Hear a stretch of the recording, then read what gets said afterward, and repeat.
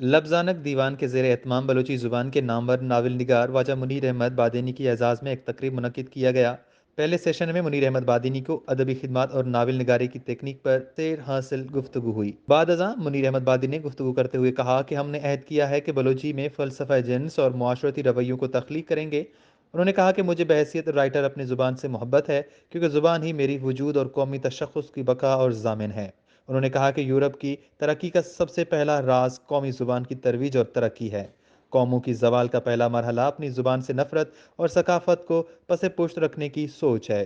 انہوں نے کہا کہ ادبی حوالے سے ہم پسماندہ نہیں بلکہ ہماری سوچ پسماندہ ہے، جو اپنے تخلیق کاروں سے زیادہ دوسرے نقاد یا تخلیق کاروں کو فوقیت دیتے ہیں۔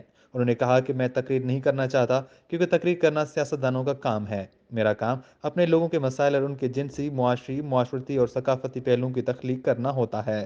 انہوں نے کہا کہ آرٹ ایک تجسس ہے، اور اسی تجسس کو تخلیق کے سانچے میں ڈالنا دراصل ایک ادیب کی اصل قوت ہے۔ اس موقع پر شکور زاہد، مسرور شاد، وحید عامر، فاضل الرحمان، فیضی سفر، خان راسکوئی، قیوم صادق، امانت حسرت، نور الحق بلوچ اور دیگر ادیب و شعراء بھی شریک تھے۔ وش نیوز خاران۔